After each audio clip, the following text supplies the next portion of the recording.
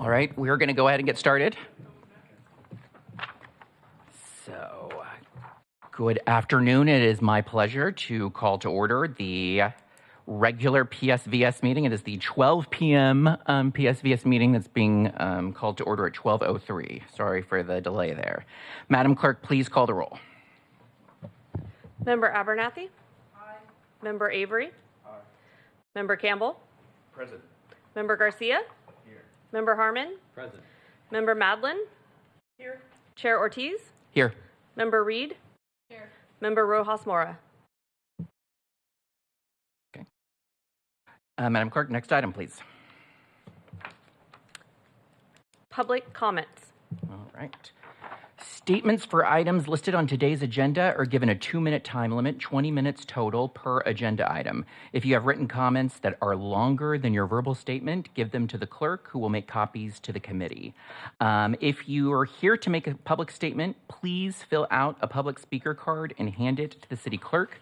You can find those speaker cards behind the partition in the back of the council chambers. Madam Clerk, do we have any public speaker cards?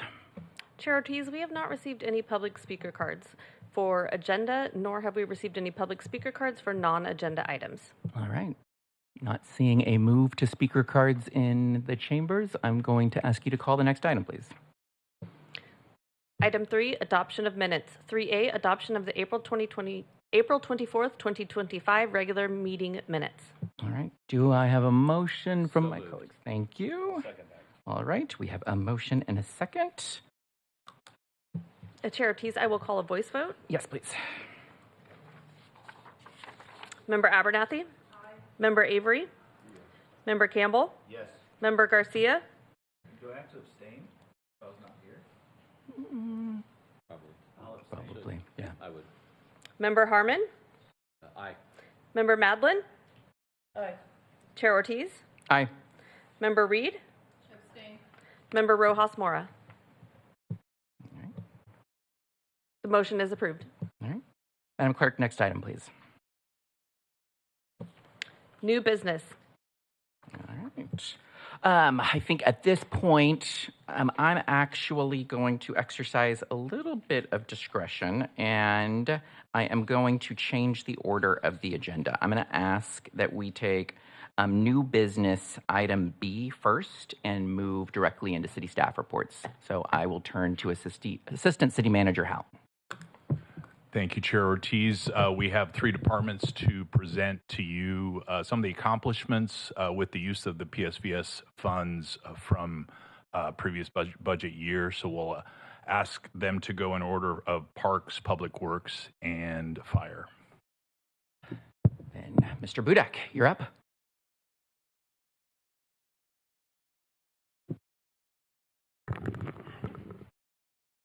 Good afternoon, committee. Darren Budak, Director, Recreation and Parks. I'm going to take a few minutes of your time this afternoon to highlight some of what I consider major accomplishments this department's done for the city and the citizens of Bakersfield through the PSVS funds. All right, as you can see, the following items that we completed line up with 3 of the 13 measures outlined in the PSVS committee. And it is the keep public areas safe and clean, enhancing amenities through the community, enhancing neighborhoods through additional code enforcement, and improved park maintenance. And here you can see the list of 6 items that was accomplished by the Recreation and Parks Department. I won't read through them all, but I'm going to highlight 4 of what I consider the major ones, and then talk a little bit and answer some questions at the end. One of our major accomplishments has been going on for several years, and thanks to PSVS, we were able to do a total renovation of the stage at Jastrow Park. This has been requested for many, many years, and it allows us to enhance that park and then reinvent some of the community actions that are going on there. As a matter of fact, I will personally invite you. We're having our first event this Sunday through the hub from downtown, are having starting our concert series at this stage. And through this, we improve the stage, the lighting, the electrical, so we can now actually hold bands and stuff there. So it's a major improvement for this park, and we look to revitalize that area. Moving on, in partnership with the BLNC down there, it was identified when we first built this facility, we had some outdoor areas, and what we quickly found out is in Bakersfield, you need shade. You need shade everywhere. So we worked with BLNC, and then through PSVS funds, we were able to go out there and install shade over all these areas. And you can see the before after, and it's really, it encourages people to get out and use these areas now, which is greatly enhanced the use of this outside area, especially during the hot summer hours. And then this one, this is Jefferson Park. This particular bathroom, I found out this morning from staff, was about 35 years old and was in major need of repairs and complete renovation. So what we did is we went in and did a site or an off-site build structure that is brought in and put in, and it's now what we call family type bathrooms, where it's a single user bathrooms, a unisex type bathrooms, where one user goes in, locks the door behind them. As you can see, there's emergency exits and stuff. And so this bathroom meets all the new ADA standards and really was a big improvement to this park. And then another bathroom, but this is a brand new build. This is something that we've been trying to get in place for several years. We have a very active group down at this park, at Stern Park. It's a Stern Park, the walking group, and they're very active in our community, and they're out there exercising all the time. And the one big challenge, we didn't have a bathroom there. And if you know anything about trying to get facilities installed after the fact, you know, getting restrooms and everything, it is a major undertaking. And staff took this on, and within 1 year, we were able to provide a new restroom for this group. So. And then that's all I have. One thing I did want to mention, one of the other ones is, it's not on here, but it's one of our accomplishments, is enhancing neighborhood through additional code enforcement. We were able, through the PSVS dollars, able to take some property down on Stockdale, 3737 Stockdale, and it was some property that was acquired through the TRIP program and was not being used, and we were able to reestablish it into our thanks again to PSVS Ranger program, and now all of our Rangers are stationed out of there, which helps with efficiency. It gives them their own place. They're centrally located in the city, and they're able to dispatch out of there. So with that, happy to answer any questions. All right, I will turn to my colleagues and just a reminder, if you just get my attention, I will call on you in the order I see you. So, Committee Member Matland.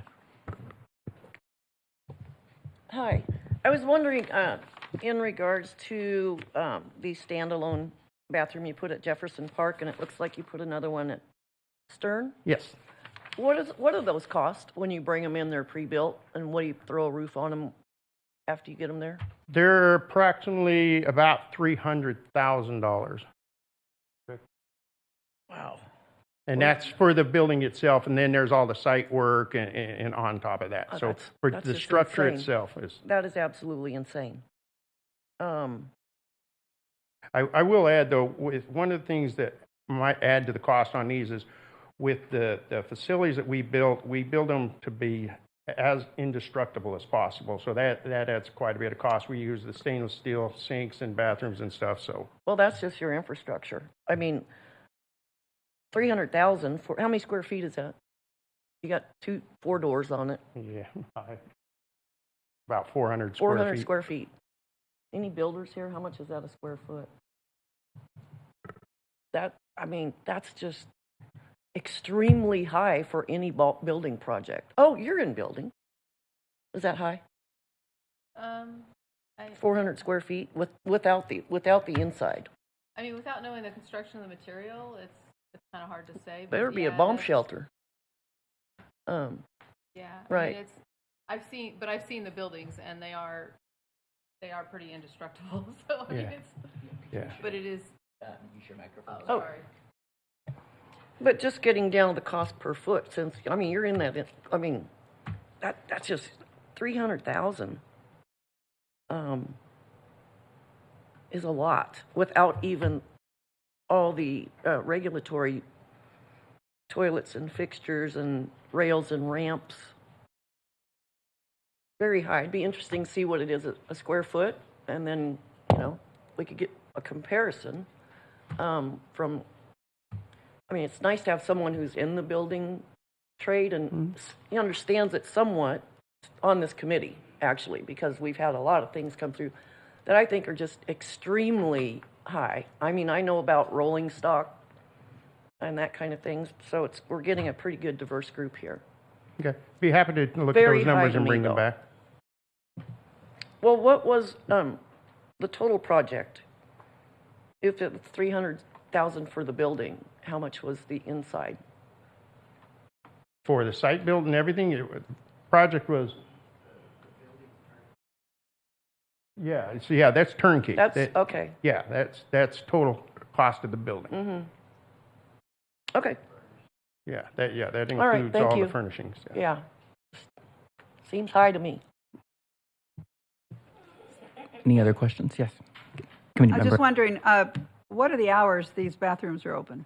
They're open during park hours from 5 a.m. to 6 p.m. Okay, so they're locked all night, so they're open. Correct, yeah, and that's one of the things, one of the benefits of our park ranger program. They actually go around and lock all our bathrooms and our parking lots up at night. But these ones are designed to have automatic locks on them that will lock at 10 o'clock, They lock at 10 or at 10 p.m., yes. 10 p.m.? Oh, I'm sorry, Yes. I thought you said 6 p.m.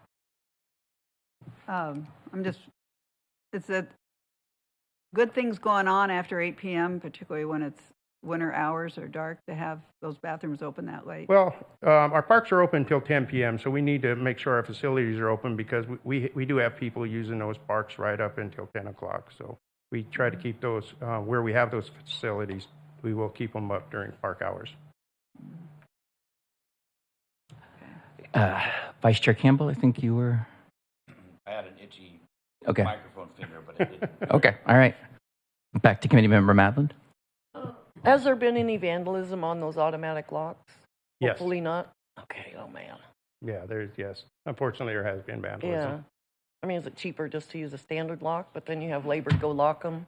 Well, I don't yeah, know what the answers are, I'm just bringing up- Unfortunately, we a lot of times we revert back to the manual locks because they do get vandalized. Operationally and for efficiency, the electronic locks work great, but to your point, when they get vandalized, they are expensive and hard to maintain. Yeah. But in certain other parks and areas, we do have them, and they don't get vandalized, and they work very, Yeah. Is very it well. better to put locks on certain places and electronic locks on others? Yes. How much is a lock? I'm afraid to even ask, really. Electronic lock or Yes. a padlock? I I know don't how much a off the padlock top. is because that's what I use, so I don't have those numbers. Okay, I'll be frightened. happy to bring them back. never mind. I didn't want to know. Okay. I did not want to know. Ignorance may be bliss. No, I'll guarantee it is. Any other questions from my colleagues? All right. Thank you, Mr. Budak. All right, thank you. All right. We'll move on to Public Works.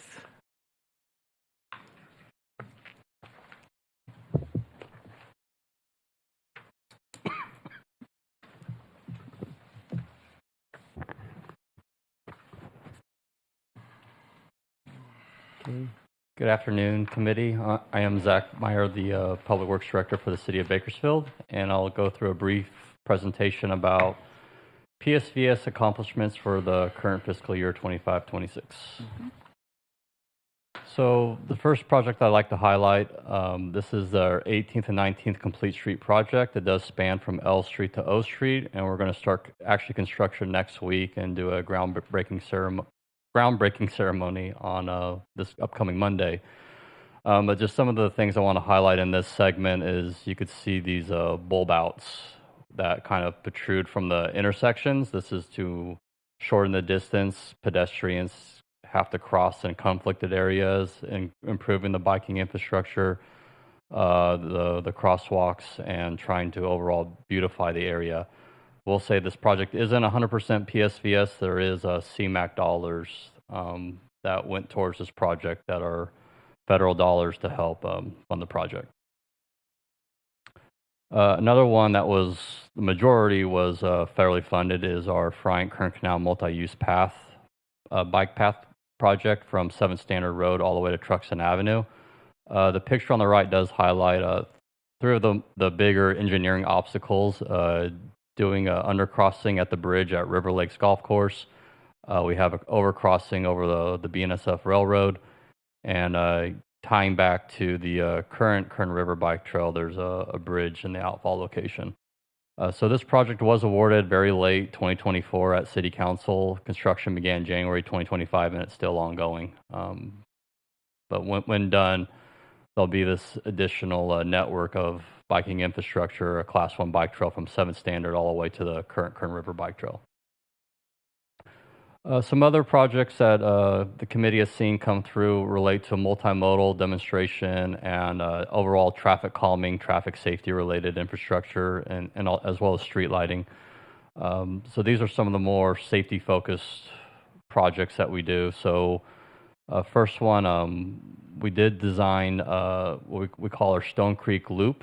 That's a cross section of what some of the elements we'll see in the project. This isn't actually like a location within the city, but the thing I want to emphasize is you see on the left, there's two cyclists in the same area, both going in both directions. So it'll be a two-way cycle track going around McKee, Stein, Acres, and Hoskins in Southwest Bakersfield. This project is designed, and we're getting close to putting it out to bid probably within the next 30 days. Staff has also worked internally on designs and layouts for speed humps and radar feedback signs. Generally, like a speed hump by itself costs about $15,000. The more we do on a roadway, there is some economics that play in our favor. So one may be $15,000, three might be just under $40,000. And we've also continued to try to do more street lighting projects. I'd say in Ward 1, Ward 2, where you have older infrastructure, a lot of that infrastructure came in without lighting. So some areas along Pacific Street, two areas in Chester Avenue, and the Oleander area, we've done street light projects to improve overall safety in those areas. One thing I'll add to the street lights as well is we have been doing more solar lighting. Cuts down the cost for having to install conduit. It cuts down some of the time working with PG&E. We went through many different types of options for solar lighting since Public Works maintains it. And we did find a brand that we like very well. And so far it's been giving us good success and allows us to do more lights for the same amount of money. And with that, I'm more than happy to answer any questions. All right. Colleagues? Committee Member Matland. Hello again. So I see some things, other companies, when they do expansion, everybody's on a budget, especially existing, which you already have an existing road, but they do have the prefab traffic calming humps. Oh, like the speed humps? Yeah, which can be installed and then actually taken out later. And if they're put in properly, they certainly don't move. We have tried that, where there was one that came already fabricated, came in a box, staff had to put together.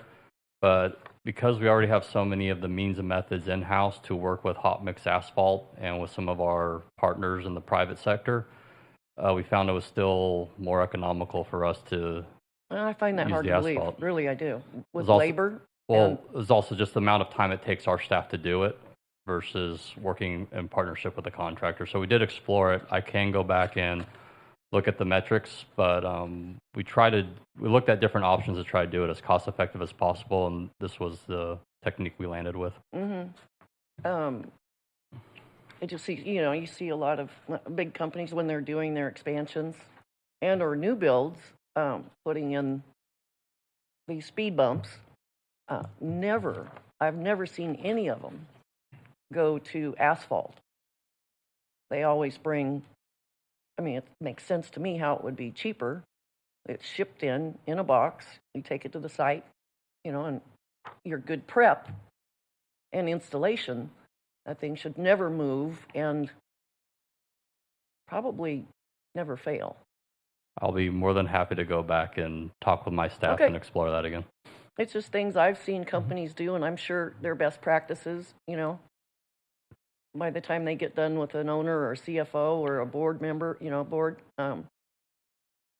their prices, that's 15 to 30 is just high once again. All right, thank you. On the Stone Creek Loop, how much of that is built? How much of that is done?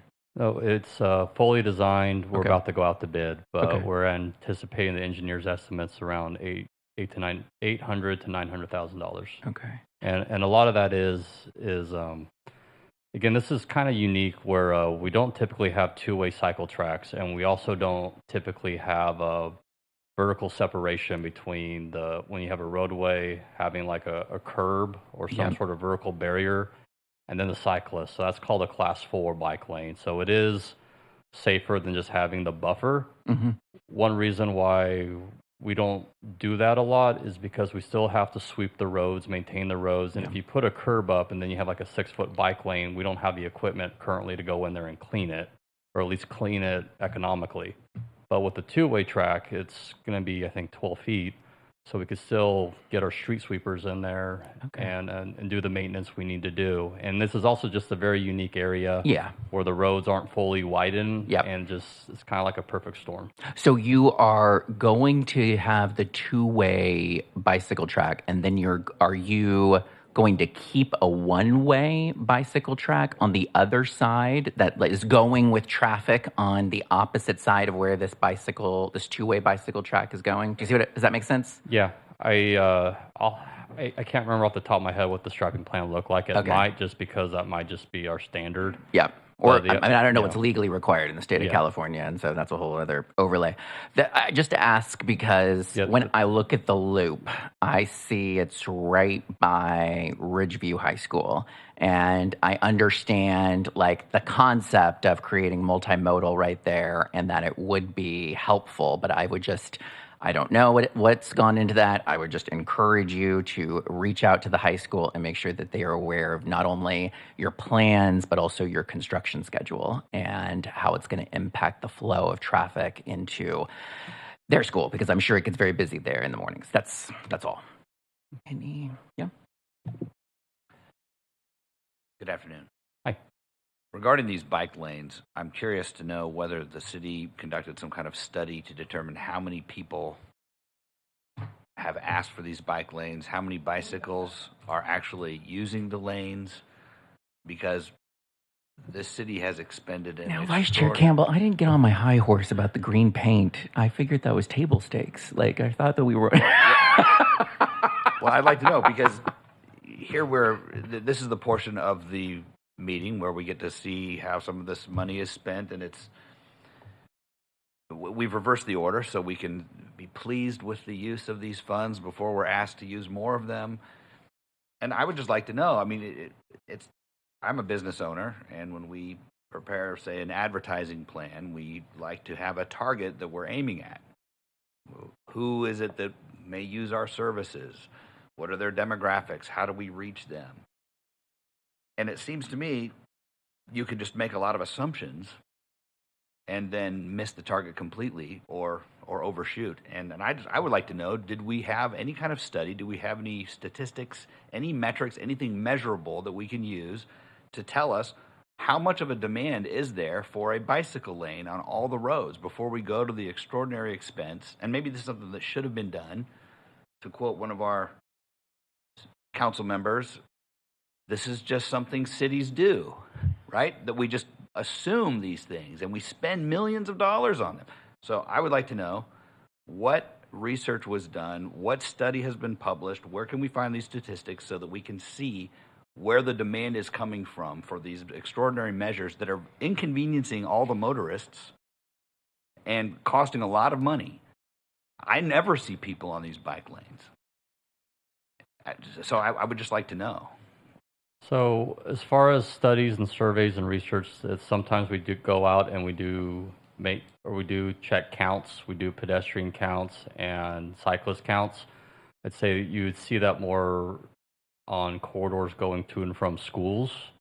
That's an area of emphasis where we see what the demand is like. More citywide, we did do an active transportation plan. I did look at the demographics of different areas around town. So there are some areas in towns where you see a smaller ownership of vehicles in certain areas of town versus other areas of town, there's higher ownership of vehicles. So what this plan tells us is in the areas where there's lower ownership of vehicle, we need to make sure we do have better infrastructure there for cyclists. Now, do we, to the extent where you're asking, we have a lot of data or how much data we use to, I guess, show the worth of the project? I mean, we do have some before and after, but does it, on our current policy, does that stop us from doing a project if we see an area that needs it? Then I don't really have an answer for that right now. Maybe I could add just a little bit. I think the question that you're asking, and maybe I can rephrase the question. And you use the example of, you have market studies. You have, hey, we're targeting this demographic or this audience. I think if you look at the data, look at how dangerous Bakersfield is in terms of bike safety. I think there's some data points we can provide you of how we rank nationally, how we rank in the state in terms of pedestrian and bicycle deaths on the road. So instead of targeting, like we're trying to build these lanes for an already built-in target market, we're actually just trying to protect bicyclists and pedestrians. That's the bottom line. And that's why some of the council members, and several of them, say this is just the right thing to do, because it's the safe thing to do, is to protect the bicyclists as much as we can. So, and green paint doesn't necessarily protect them, right? It makes drivers more aware that is a bike lane. So in terms of, do we have numbers? Do we have, data? We do. It's mostly on how unsafe pedestrians and bicyclists are on the roads of Bakersfield. Yeah, so data on prior accidents, types of accidents for vehicles, pedestrians, vehicles with cyclists, that does weigh into where we put this infrastructure in. So in that sense, that is accurate. Okay, so what I'm hearing is two theories for why we need to narrow our roads and make these green bicycle lanes. One theory was that, well, we're focusing on parts of town where people don't own vehicles, and so they probably ride bikes, but we don't really have any data that tells us how many of them there are. So we can't really tell the public, when we're spending their money, millions of dollars of their money, that this is money well spent. And then, because that sounds really unconvincing, we have now, well, it's a public safety concern because we rank really high in the nation on motorist versus bicyclist fatalities. Well, this is obviously a problem with all public policy considerations when we're dealing with regulating conduct or regulating commerce or regulating human activity where there's an inherent risk. How many motor vehicle deaths are there every year with motor vehicle versus motor vehicle? Does that mean that we ban automobiles because it's too dangerous? So at a certain point, society has decided with dangerous things like driving cars or driving 18-wheelers or flying airplanes or any of the other things that we operating industrial machinery, things that have inherent risk associated with them. And society has to draw a line somewhere, or maybe we don't even consciously draw the line. It just happens because there are millions of people living their lives, doing their things, conducting their own business. And we have to balance the utility of the things that we're doing, like driving motor vehicles, which is extremely useful, or operating industrial machinery, which is extremely useful. We have to balance that versus the danger. And so sometimes there is a cost to that utility. And at some point, perhaps the government needs to intervene and say, well, the manner in which you're conducting your commerce or living your life is so dangerous and it's so costly that we can't tolerate that cost anymore. But my question is, what is that information? It seems to me this is a retroactive excuse that's being made. Well, it's really dangerous. Well, what do we mean by really? What do we mean by dangerous? What are the numbers? Is there another method of mitigating this?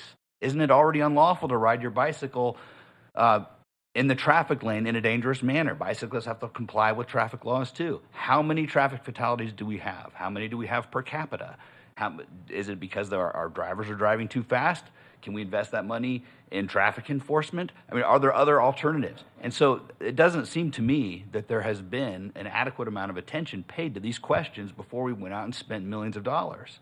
And so now when we're presented with a presentation that says, hey, look, here are all the great things we've done with this Measure N money, and we spend it on these bike lanes that nobody seems to be using. Have we reduced the number of traffic fatalities? Is it proportional? What is the dollar value per traffic accident? Do we have a metric on that? We don't seem to have any information. And so when the voters of this community passed this tax increase, was this something they were considering? We're supposed to be conducting citizen oversight, which I don't know if anybody listens to us. But isn't this something that really ought to be considered? And that's all I'm asking for, is give us some kind of justification that we can then consider so that we can rationalize these choices and the expenditure of this money, because it's a lot of money. It's like the high-speed rail.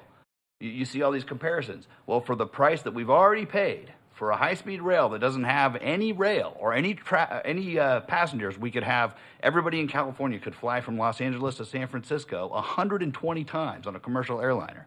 Everyone in California. I mean, these are preposterous numbers. Now, I don't think our traffic lanes are anything near that, but it's a small example of the same kind of thing. And is this just something that government does? Is this just something cities do? Well, we shouldn't be doing things just because that's what other cities do. We should be responsible stewards of the public purse. And so that's why I asked the question, and that's something I would like to see as a member of this committee conducting citizen oversight, is what is the data that we're basing this decision on, and do the decision makers rationally contemplate that data, do a cost-benefit analysis, and then decide whether the trade-off was a wise use of public funds. That's all I'm asking for. Understand.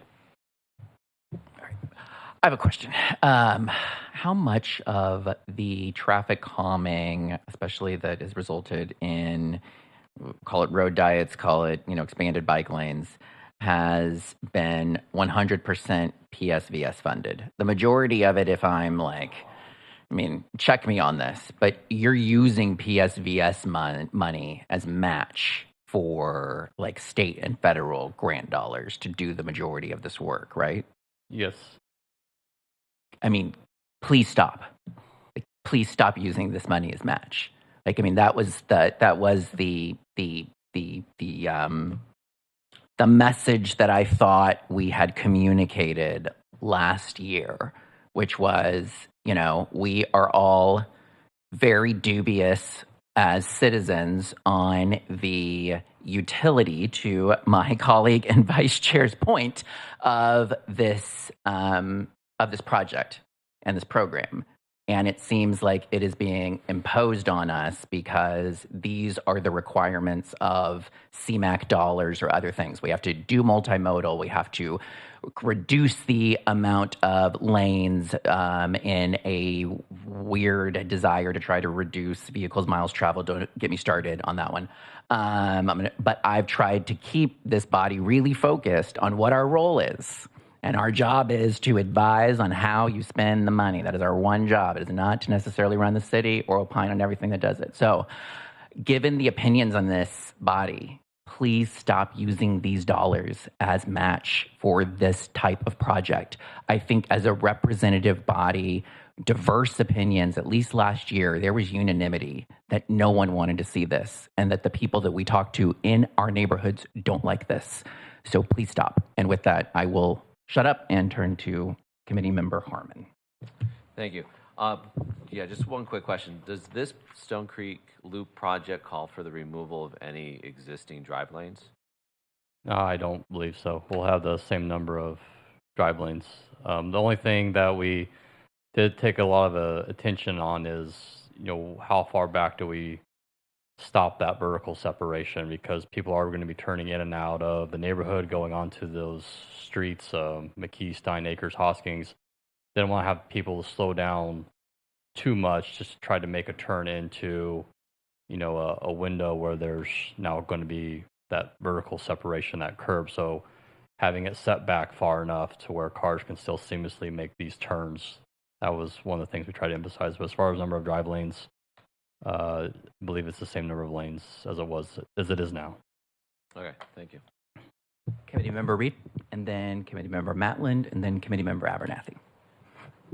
Not to belabor the point, but I would ask that when we're talking about these specific projects, that we hear the data that's attributable to the specific location, because some of the rationale in response to the vice chair's questions and comments, it seemed like those comments were like our city as a whole. And so I would say, does that even apply to the area that we're talking about? And then secondly, as we're talking about completing these projects and, you know, the success of these projects, are we having any real impact in the public safety? Because I don't necessarily disagree that there's some public safety benefit here, but are we having that effect? And I think that's a big question, because I think we've seen a lot of these efforts for several years now, and are we really seeing the effect of, you know, spending that money? So I would like to see on a specific project location, you know, what's the driver in that specific area as opposed to just generally citywide. Committee Member Matland. I'll go back to the comment in regards to, and some of these things, it seems like we're trying to find excuses to do it. But the vehicle count in certain areas. Now, are there not buses? I mean, because we spend a lot of money trying to get people to ride buses. And then the idea that people are using bicycles in Bakersfield with the heat. You can't go to the grocery store unless you have a three-wheeler. And it just seems like, to your point, we're finding excuses to why we did it instead of being on the forefront of, like to Clayton's point, of why are we doing this? Is it a good idea in the long term? Because you can't, I mean, a bicycle, I've had maybe 3 guys in 35 years that rode a bike to work, but they eventually got a car, and it was because they were scared to death to ride a bike, and I doubt the bike lane would help them anyway at the times they would travel. Anyway, that's my comment on that. Committee Member Abernathy. Yeah, when I hear about these bike accidents, I don't just take what's in the paper. I call police to see, and most of them are between 2 and 5 in the morning, Sundays, against traffic, against traffic lane. I just experienced 2 weeks ago pulling out on Stockdale Highway from the Stockdale Post Office where I was going to turn east, so I'm looking west at the cars and the bike lane. And as I started to go, I had a pounding on my hood because somebody not going to work was coming against traffic in the bike lane. I could have hit them in a second. Fortunately, there was traffic, so I didn't pull out as fast as I would have. So you got to look into these accidents. I don't know if the council's ever presented it, that how much of this is people either drugged or drunk or don't give a darn, going against traffic, and they're in an accident.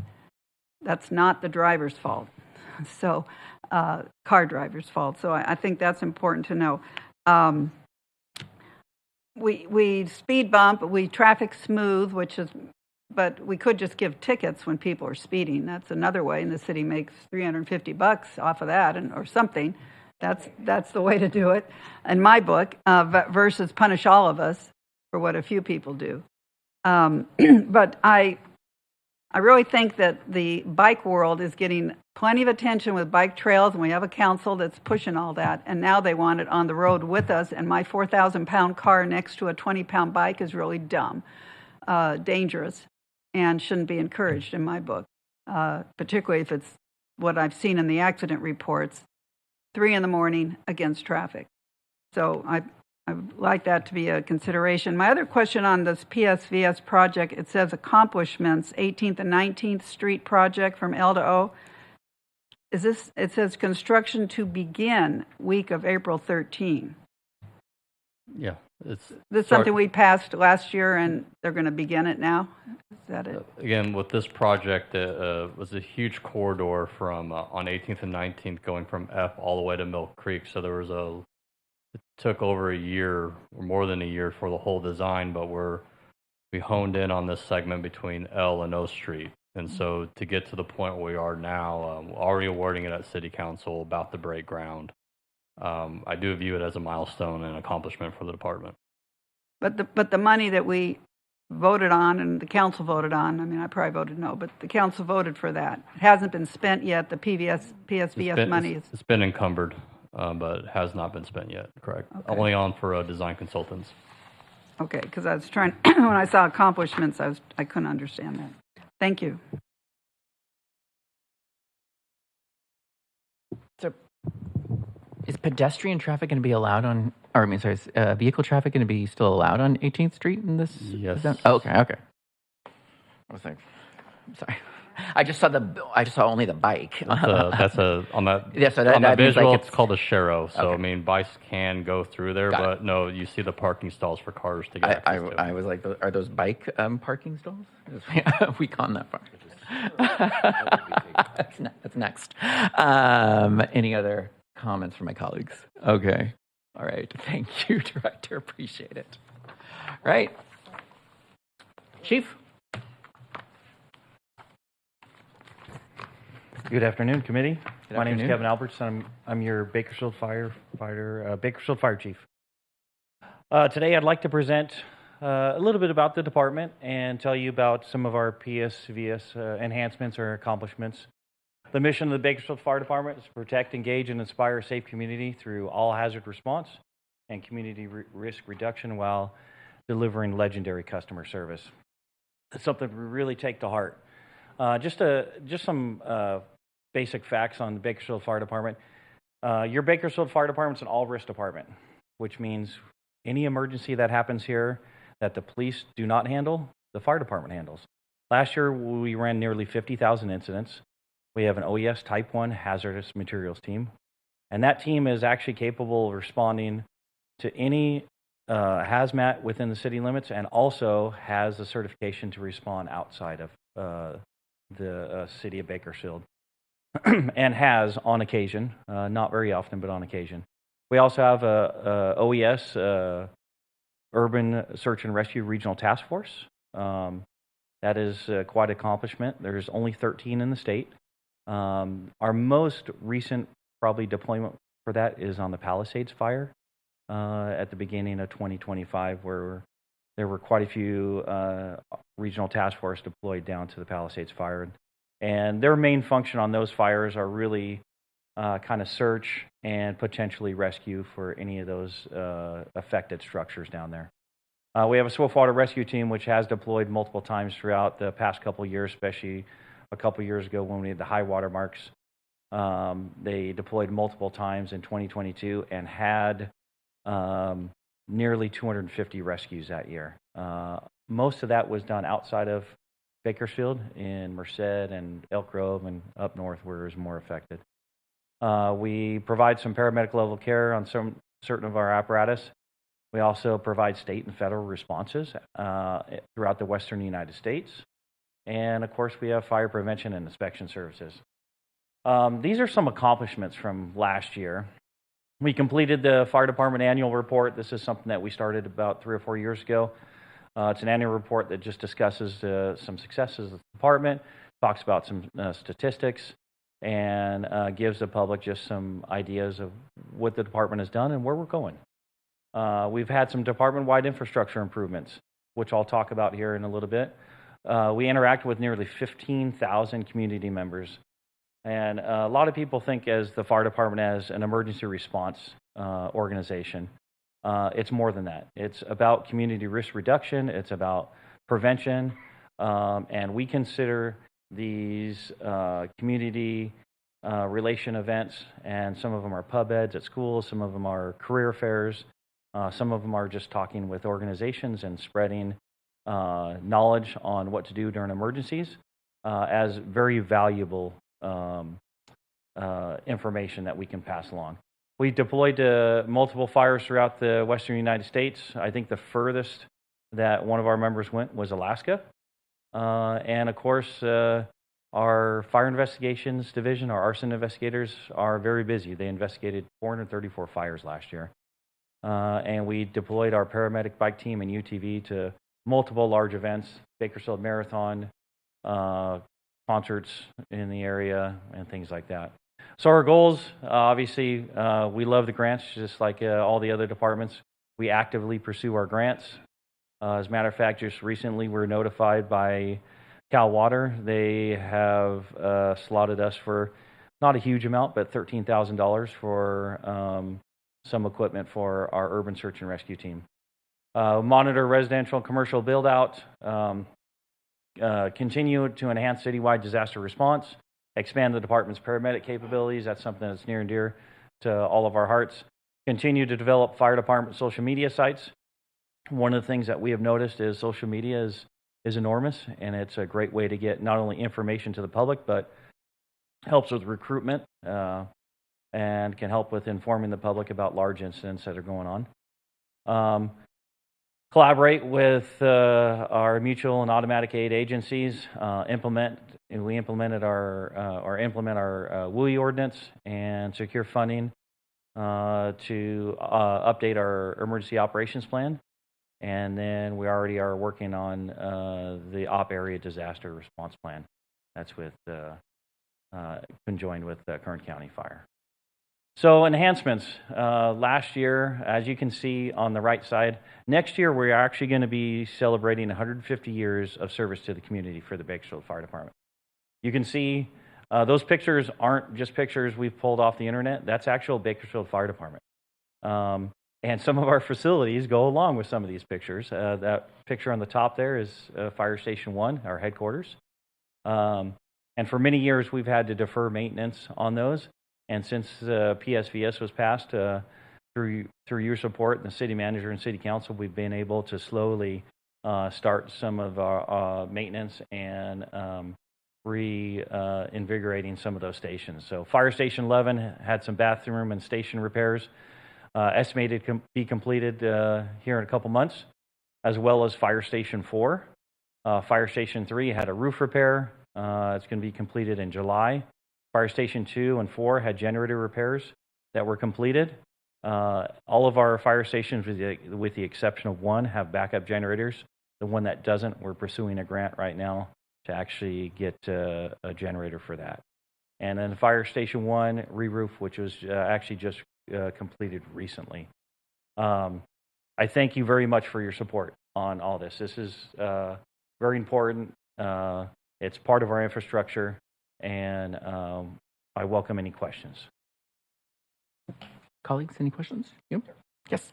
Committee Member Matland. Hi. Yes. When, maybe you've already done it, like an earthquake drill. Yeah. Because I'm sure in my lifetime we're going to Yes. have the one. So Say that. yeah. So I The think one. I think yeah. You know, just preparedness for people's companies, people at work. Certainly. So every year we have the Great Shakeout, and the Great Shakeout, all the schools participate in it, and a lot of businesses participate in it. We participate in that also. I think one of the bigger things for public safety, and especially the fire department, is our preparation on our response and how we're going to respond to those. And we know earthquakes can be extremely devastating. And as we saw, I believe it was in 94-ish when we had the Northridge earthquake, the devastation down there. And that's one of the reasons that we really are pushing our Urban Search and Rescue Regional Task Force. That's one of their functions, is actually operate in that type of atmosphere as well as with the hazardous materials teams. We are also have multiple people who are involved in incident management teams, both state and federal incident management teams. And what we've realized, or what the state has realized throughout the years, is one department, and we saw that the Palisades fire is a great example, can't handle a large disaster like that. It's not possible. So we work closely with OES. We work closely with our automatic and mutual aid partners So if we do have something like that, we are very familiar with this system as far as requesting those resources, requesting them early, and getting them here as quickly as we can. And then also having the expertise to set up a good incident action plan and a good management team to make sure that we address those needs. It is something that is always on our radar. And I mentioned emergency operations plan, where we want to get the funding to update our emergency operations plan. And that emergency operations plan would directly address things like earthquake, large hazmat releases. We actually look at the community and partner with like Cal Water, PG&E, and things like that, and look at what our risks are, and then plan for those risks in that emergency operations plan. We currently have one. We just need to update it. What about a volunteer and training on that? That seemed like that would be money well spent. It is actually something that we're throwing it around. Yeah, it is actually something that we have pursued in the past. What that looks like to me is a CERT team. If you guys have heard of CERT teams, I believe KCSO has a CERT team. It's kind of similar to KCSO search and rescue team. They're all volunteers. We would like to, at some point, establish a CERT team, and our CERT teams can have more of an effect on going out and educating our community members on what to do during an emergency. You know, things like turning off your gas during an earthquake and being able to turn off your water can greatly reduce the amount of damage that we can have in a community. But also during an emergency, it's another pool of people we can pull from to help manage that emergency. So yes, it has something. We also have our cadet program, which is something that Chief Patterson has really started, and that is our organization that it's our young people from 14 to 17, where we're developing them throughout the Bakersfield Fire Department in hopes that they'll take our entrance exam and become firefighters. And then we have a reserve firefighter program that are volunteers that act as actual firefighters. They just aren't, they're on a volunteer base and don't get paid. Unfortunately, our reserve program has dwindled a little bit because there are departments out there that are just hiring like crazy right now. So we're in the process of building that up. And then I just had a couple of comments. As you've seen over the last years or since I've been on, the fire department and the police department have really not had it handed to them. We've supported, I think, almost everything you've proposed. And then I wanted to comment, you know, even on your building projects, the costs and the prices you came in with, others should learn from, because I thought your costs, you know, on roofing and infrastructure and bathrooms and remodeling, not even doing new buildings, was really within line. And great job with that. It just was a good, sensible use of money and very well managed. Thank you. You're welcome. Committee Member Reed, and then you wanted to go, Committee Member? You know, I will echo. I think you guys have done some great work from an infrastructure perspective in getting some of that up to date. The one thing that came to mind for me, a question, you know, as we've talked about kind of the cost benefit of some of the decisions and some of the spending, as I look at, you know, some of your capabilities, you know, having a Type 1 hazmat team and having a the regional USAR task force and a swiftwater rescue team. Has there been any cost benefit analysis done on, you know, with the mutual aid agreements that you have in place with other departments, kind of the redundancy of that, and does it make sense to maintain that training level and equipment and things associated with those types of levels of response and the need for those levels of response? Yeah, thank you for the question. Great question. So as far as our automatic aid or mutual aid response, here in California, we have what's called the California Fire Assistance Agreement. So anytime we go out on a mutual aid response, whether it's down to Palisades Fire or up to Merced or Elk Grove or even Alaska. There is a MOU that is in place that provides full reimbursement for us. And that reimbursed salaries, it reimbursed overtime for the person that is backfilling for that person that's going. It provides for a daily rate on the apparatus that are going with them. So there is that mechanism there, and we do use that mechanism. There's also a small portion in there for admin for the people who are back at the city who are managing and completing the paperwork, working with OES on that.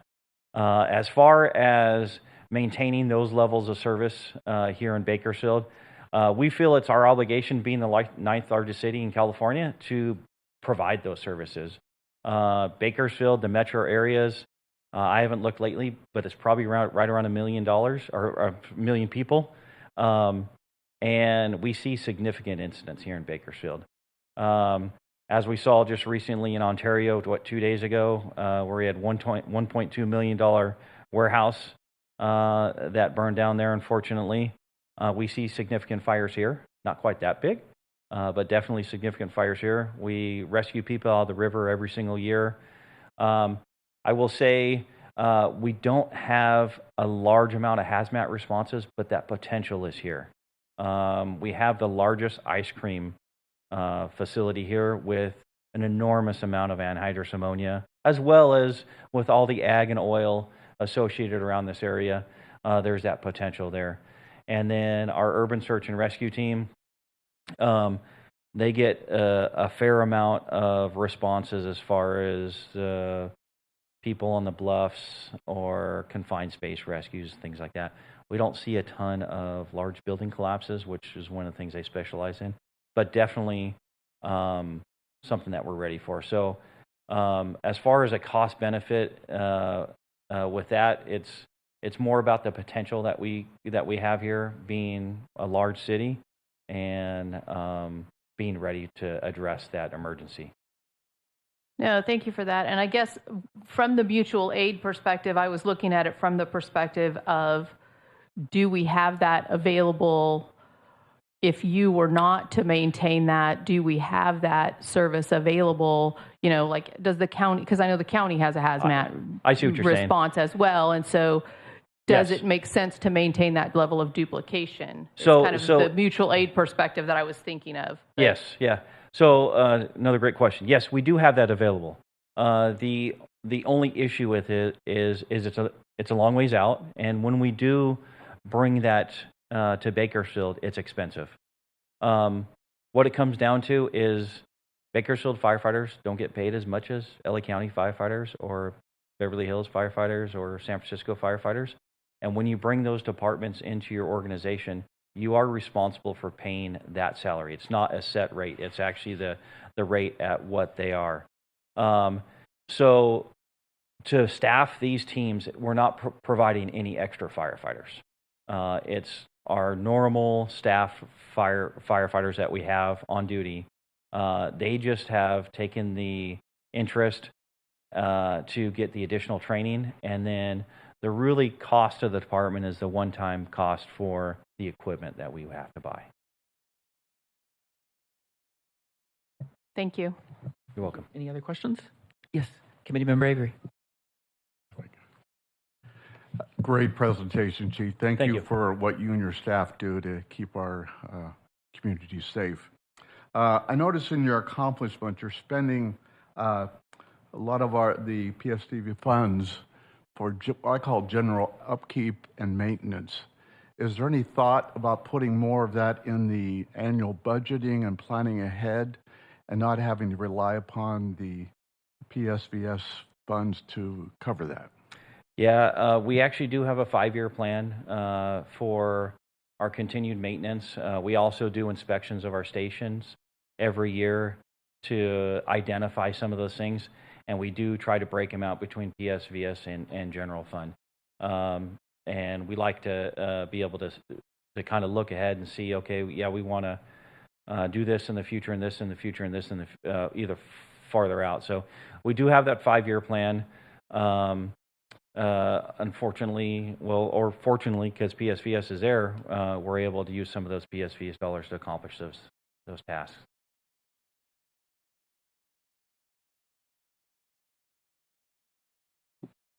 Committee Member Abernathy, sorry. Yeah, I would echo what he's saying here, because Mr. Avery's saying, because I think I see things in here that would be anticipated. Like, I learned your new term here, turnouts, which is all that stuff you have to wear. But it seems like you're going to have to do that in time. And we're supposed to be something that's enhancing from where we were. So I'm concerned that departments are learning to depend on this, as when the council should figure out maybe better cut somewhere else so that you can be sustained the way you would expect to. So I agree with your comments. Okay. Nothing else? Thank you, Chief. Thank you. I'm going to turn to staff. Are we going to take a break at this point in time?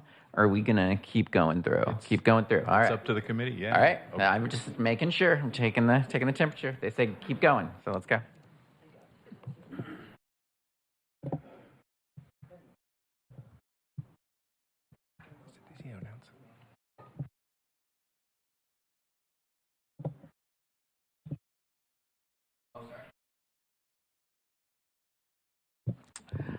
I'll entertain a motion to receive and file the staff presentations. Got a motion from Committee Member Harmon and a second from Committee Member Reed. If you'll call the roll. Member Abernathy? Aye. Member Avery? Aye. Member Campbell? Yes. Member Garcia? Aye. Member Harmon? Aye. Member Madlin? Yes. Chair Ortiz? Yes. Member Reed? Yes. Member Rojas Mora? The motion is approved. All right. I will now turn to Mr. McKeegan. All right. That is correct. Good afternoon, Chair, committee members. Randy McKeegan, Finance Director for the City of Bakersfield. I actually am pleased to be able to present this to you this afternoon. I also wanted to thank the department heads for their insight that they gave you, for the accomplishments that they've been able to articulate this last year. Other departments also have done great things with PSVS dollars, but I wanted to just give them a shout out for their presentations. So now I'm going to provide an update moving forward into the next year. But before we do that, I'm going to look at the agenda first. So we're going to provide an update to the committee on an annual report that's required from an independent auditor per the resolution and the ordinance that was approved for PSVS, that this audit report be prepared. We also will look at a budget overview, where we are, what the outlook looks like in the upcoming budget year related to that, revenue projections related to PSVS specifically. We'll look at expenditures as well. In light of revenue and expenditures, we'll talk about how expenditures are outpacing revenues in the upcoming fiscal year, and this has been ongoing over the last couple of years. We're going to look at processes we've been going through to reduce the budget, to reduce that gap between revenue and expenditures.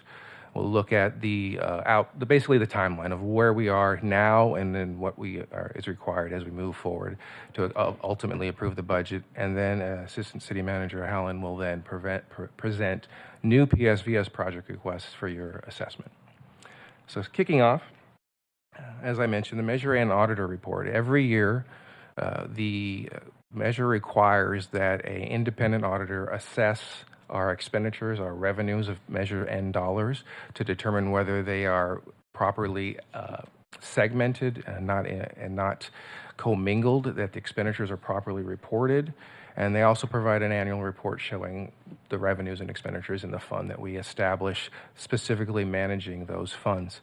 So included in your packet is the report, the most recently completed report. You'll see that they did 6 tests. The auditors performed 6 tests looking at revenues, looking at expenditures.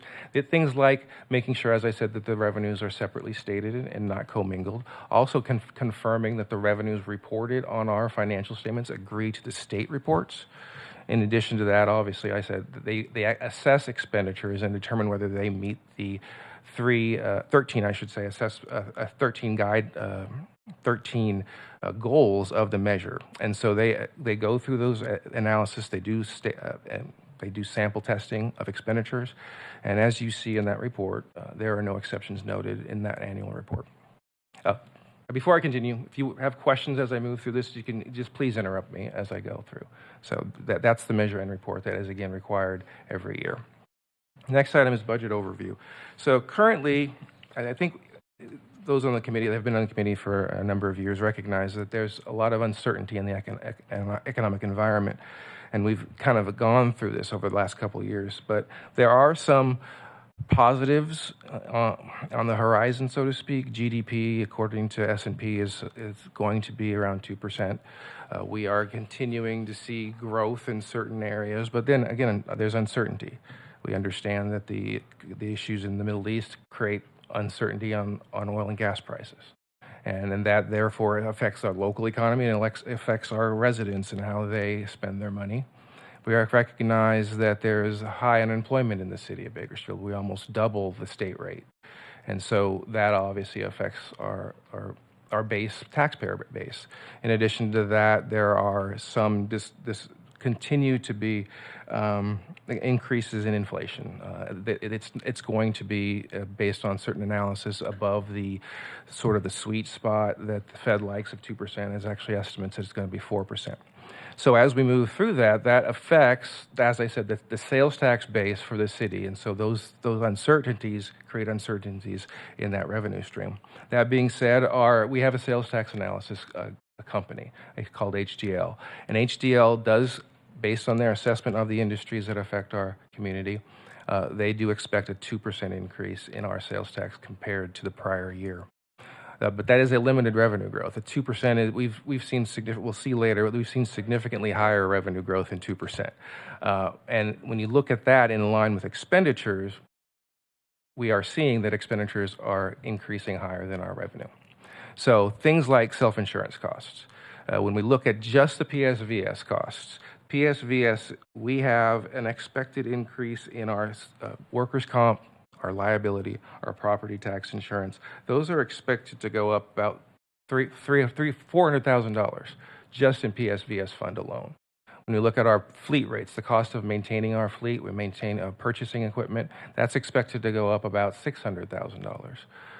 And again, just the PSVS costs. Pension costs are expected to go up about $800,000. That's just PSVS staff. And again, if you're not aware, Council approved through negotiations with our labor partners a COLA increase for this year and last of 2% for our employees. So that's not final yet because there's we'll talk about some position changes and adjustments, but that's estimated to increase the cost of PSVS by about $3 million. In addition to that, I think the committee last year are aware there were some tax filing errors related to the measure, not by the city, but the individual businesses, local businesses were misreporting the 1% that was actually owed to the county to the city. So that accumulated about 2.5 years worth of actual returns. So they had to adjust our revenue down this year, in essence, to repay back the county amount that should have been allocated to them. So that affected our revenue this year, but it won't affect as much this year. We continue to get notifications from the state that their tax preparers they're continuing to report to the wrong entity. So they notify them, HDL notifies them, but certain entities are continuing to prepare erroneous tax returns. That is not expected to be as high, but it is something we have to continue to watch as we see these. They calculate the exact amount that we have to pay over the next year, or repay, I should say, over the next year. So we are continuing to watch that, but we don't expect that as a significant reduction of our revenue from that we did this current year. Again, those are some serious budget challenges that we're seeing, though.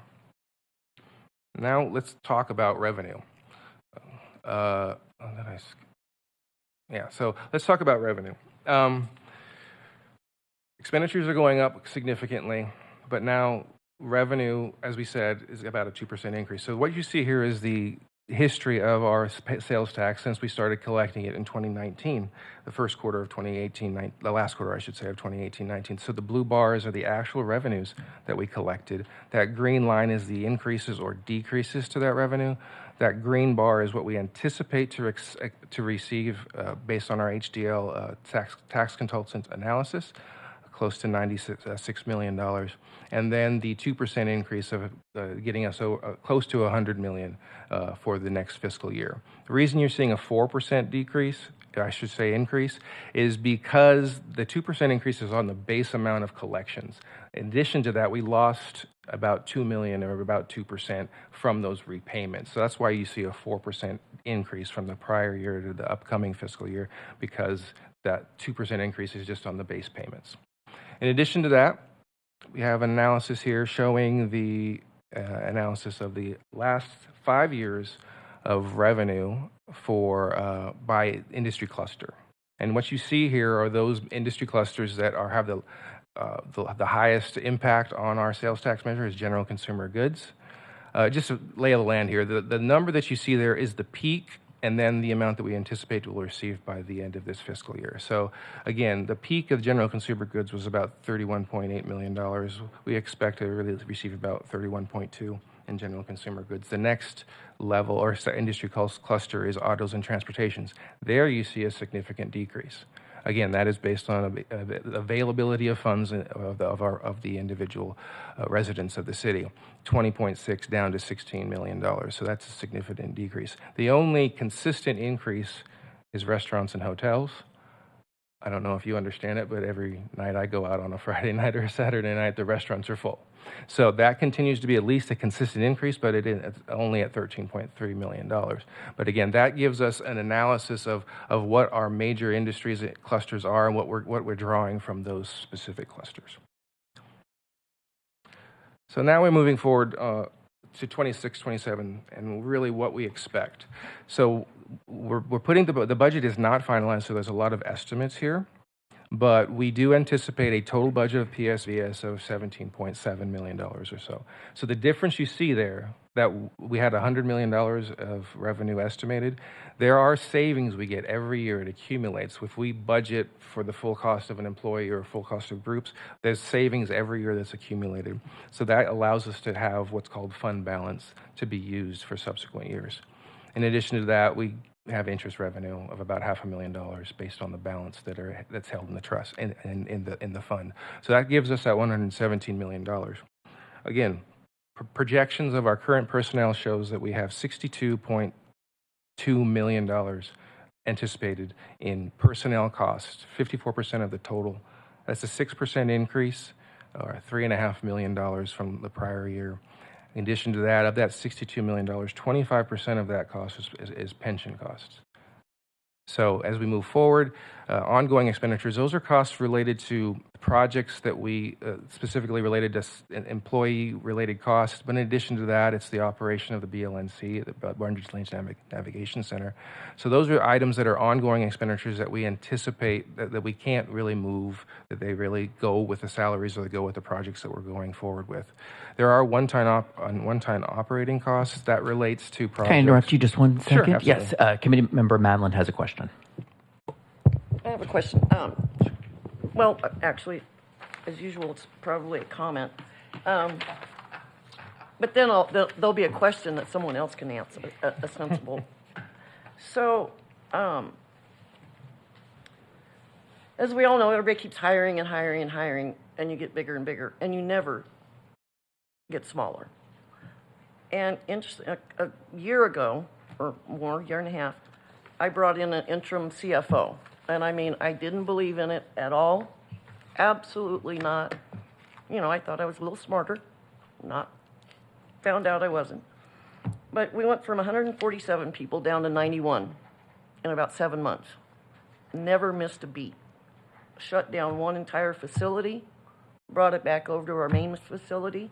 But it just was interesting to see.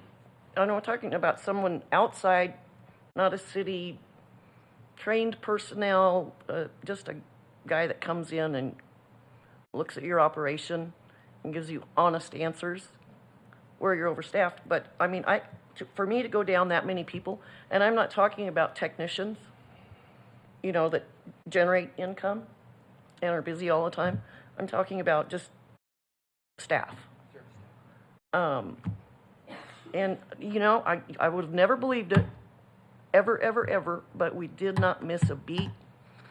No overtime, little bit getting through it, but it was pretty amazing. And it was difficult to convince me to do that, but probably one of the best things I've ever done. And it's just a thought of, because once you get people, you just never get rid of them until you have someone comes in and just tells you flat, you're wrong. So that's my comment. If anybody has any questions, I don't know how, all I know is we did it, on a small scale. Yeah. But that's a lot of people on a percentage. Might I interject here? And as you are not just providing us this, maybe it would be helpful to give us some color on the city's overall budget picture. Absolutely. And the fact Absolutely. that from the city manager, there has been a directive to organizations to cut, and that is resulting in not absolutely. only... Yeah. So thank you for your comments, Committee Member Madeline, and also Chair Ortiz. That is actually going to be discussed in the next slide. There are plans moving forward. So I'll get to that in the next slide. We'll talk about some reductions going forward. So absolutely. So again, the ongoing expenditures at $23.1 million. Total ongoing expenditures are currently at 73%. We have one-time operating costs related to contributions, related to contracts that we can pull back on at $13 million. We do anticipate another transfer from the general fund of close to $12 million to close that gap. And then we are setting aside, similar to last year, about $7 million for these one-time projects, capital projects like we did last year. And so, moving forward, we talked about this gap.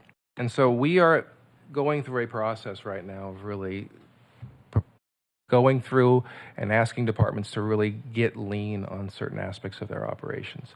So we've gone through this. It's not new information. We've gone through it with our council before. We saw in our long-term projections the need to stave off these cost increases because, as I said, that revenue growth in the general fund specifically was not matching our expenditure growth. And so we've gone through, based on our long-term forecasting tools that we've put together, recognize that we have to start reducing costs. And so we put together a plan, and again, this is not new information, it's been disseminated in public meetings before, to really reduce costs over the next 4 years by 17%. And so that starts this year. When we look at our budget for this year, we are asking staff in the general fund to really reduce their costs by 5%. And then 5%. But in my experience, asking staff, I mean, I've done that for, Sure. Where can we cut? Where are you going to, Yeah. I mean, and it was probably the staff I asked that needed to go. That's the bad thing. But, to just the outside, I mean, it's a horrible fact. Yeah, for sure. But sometimes the person you're asking might need to, be somewhere else. Yeah, again, we asked them to come up with a plan, and departments provided a plan. And so we have in this year's 26-27 budget a reduction plan of 5%. So it's actually in the budget that's going to be proposed. And so you'll see some of that here as we talk through it, of the things the reductions that we're anticipating. It goes back to that cost increase. Those were our projected costs.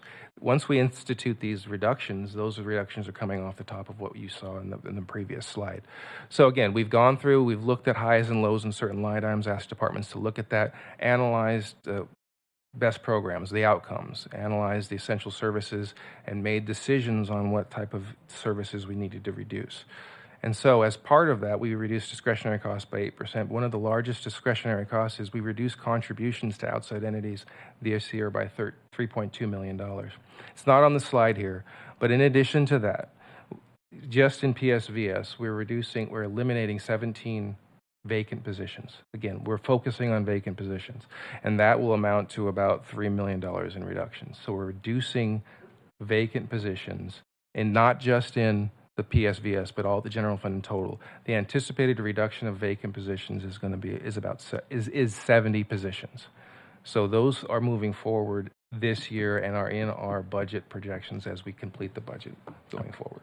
We have a question from Committee Member Reed. Can you speak to when these vacant positions were last filled at all? I mean, is this, because this is one thing that I've seen in other municipalities where we talk about this great savings that we're going to have by cutting these positions that haven't been filled for God knows how long, and we're claiming a great savings. But in the fact of the matter is we haven't been spending that money. So a position that's not got to be anybody in it. Yeah, And so it's budgeted, but we're not spending that money anyway. So how do I? So yeah, I can't think give it's- you. Oh, go ahead. Go ahead. I have a problem claiming savings of money that we're not spending at the end of the day. So can we talk to, are we really actually cutting money that we are actually spending today? No, I completely understand that question, and I appreciate the question. So we could provide some analysis of the 70 positions. What I would probably do is, we have a meeting coming up, but I think we could look at the 17 positions specifically in PSVS and give you then an analysis of when they last had accumulated costs. So we can give you that. They're not all of the 70 that I spoke of. They've had activity. They've had individuals filling them. That I don't know the number specifically, but they had been drawing costs. I can't give you the percentage though, but we can get that information. Committee Member Abernathy? Yeah, in fact, you said the city manager asked you to, but I understood that since the last city manager left, there was 9 in the city manager's office. There's now 27. That is, I think that's correct. That's a big increase. I mean, he's asking you guys to cut back, so you might need to ask him to return the favor. All right. Vice Chair Campbell? Yes, I have a question. Your slide here says contributions to outside entities of $3.2 million. That's a reduction. What are these outside entities and what are these contributions? Primarily, they're related to community and economic development. So they're contributions that I have to, again, the opportunity we have 2 meetings, so I can give you the specific entities. I don't run the ECD department, but I can give you the specific entities that those costs are being reduced from or taken from. Okay, thank you. Yeah. Well, there's like grants to yeah, in essence, yes. Okay. Grants or economic development, sort of different projects that... Homelessness, I'm assuming? Things like that, okay. Yeah. Any other questions? Why are there only 2 meetings? I mean, we had 5 when we started, and, any questions that are asked, we can't even, we'd ask them today, and I don't know when we're going to, get them by next week and have a minute to do some research, And I'll let Assistant City Manager Helen answer some of that, but I think that our ability to give you the answers before the next meeting will allow you to then digest those questions. I mean, and we're not costing any money. That's one good thing. So we're free, unless that sandwich. I don't know. Right. I think I'm eating that sandwich. when we get to the but it's not enough. Understood. When we get to how many requests that we're asking the committee to consider, you'll see how light we are this year. I think that's in talking with City Manager Clegg, we have five real projects to talk to you about. So it's not really worth 4 meetings, right? Last year you had 5 pages worth of items to review. So the content has gone down. Last year? 2 meetings last year. That's my point. Okay. Same amount of last year it was just thrown on us, and it's like vote and go home. I didn't feel like we were, doing what we've been asked to do or able to do that. Committee Member Campbell. Oh, sorry. I think what she's asking for is a 1% increase in the number of meetings we have. Yeah, exactly. But maybe all joking aside, though, when there's $12 million of PSVS money that we're being asked to just throw into the general fund, that's $12 million worth of spending that's not getting any citizen oversight because we're not told what that is. So we have fewer meetings, we have fewer things to consider because the city, I guess, has decided, or city staff has decided, we don't need citizen oversight, even though the ballot measure required it for that $12 million or 11 point whatever it is. So I challenge that. I mean, I know we don't have a representative of the city attorney's office here. I don't know how mandatory it is to have citizen oversight. It was on the ballot measure. But when we're just asked, just give us this $12 million, no questions asked, without any accountability, that doesn't sit well with me. Committee Member Reed. And I would echo a little bit of that from the perspective of you mentioned 5 projects, but I'm looking at 5 pages of projects. So I mean, I don't know where we're going to pair that. Did we take some off the list, or? I can clarify that when we Oh, get to okay. that point. Yeah. Sorry to tease that out a little bit. Okay, yeah, I was like, I still see 5 pages. Yeah, some of them are optional projects. We'll get to it. I was going to save this until the end at committee member comments, but I guess now is as good a time as any. I would really, at the end, at the conclusion of our business this cycle, I would really request that staff go to the council, and I see the mayor is here. Thank you, Mayor. I'm happy to appear before the council and make this request under public comment or agendized. That there is some clarity about our role. When I think of the other important bodies of this municipality, and I think about the Planning Commission or the Civil Service Commission, they do not have to try to sit up here for hours and grope for what direction we can divine from the council or from the words that we pour over in the ballot measure. That's not really an effective use of our time or your time. And to my vice chair and colleagues' great point, that's not real oversight at the end of the day. So I would really, if it's the only role is to, rubber stamp the audit report, then that's the only role. I think it is now time. We have lived with this tax and with this structure for 7-8 years now. It's time to get a little bit more clarity from the policymakers about what exactly we are to do and what our authority is, truly. Sorry. Yes. We have no authority. I'll just throw that out there. But agreed. I do think that it's perhaps the city council could either pay some heed to the directives of this committee or confess to the public that the citizens' oversight was just something to sweeten the deal to get the tax revenue that they wanted to spend it on all the stuff they want to spend it on. I don't see really a third option. So, and at the last meeting, we had a unanimous request that the city council be advised that our committee is willing to do a retrospective and look at all the things that have been approved. Because, as you can see, we get a few things now that are itemized that, I look at these things and I say, okay, we had to consider these projects, but in previous years we've had a larger percentage of them. But every time something is approved, it's just, that's in the bank now. There's no longer any oversight. It's just, that's money spent. And especially on, $65 million worth of employee salaries, plus all the benefits and pension and all that stuff. So that's no longer to be considered by the committee. At what point does oversight end? Once there's been a vote by a previous iteration of this body with a previous city council, or is oversight something that's supposed to be ongoing? And that's why we've asked last year to make that representation to the council that our committee is willing to look at these things again and see if after several years of use, we still think that that's an appropriate use of this money. And I suspect that that was appended as a footnote in a larger report that was given to council members who may not have looked at it very closely and may not have seen that offer.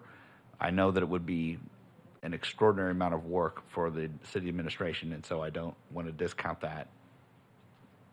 But I still think that the city council needs to be made aware of that offer. And if they just reject that, then okay, that is what it is. Maybe that answers his question as to what they expect from this committee. But you see my point here. Is there oversight here, or is this just lip service to the concept of oversight? I'm going to go to Committee Member Harmon and then Committee Member Avery. Yeah, something that might be clarifying would be going through the deferred business in the minutes from last year and just quickly running through our motions and then tell us whether those expenditures were made. I mean, it'd be pretty easy. They're all bolded. Starting on page 2, you got a motion. And just, if you could quickly go through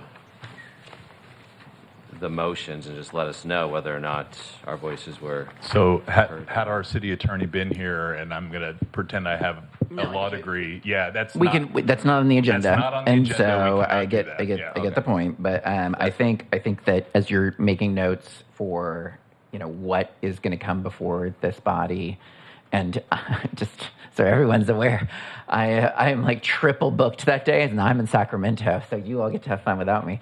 But I would really encourage you to take notes and bring this information, the information on the positions, information on the motions. My assumption, Committee Member Harmon, is that they were all approved by the City Council.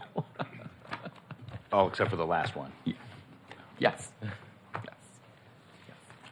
All right, and Committee Member Avery, sorry.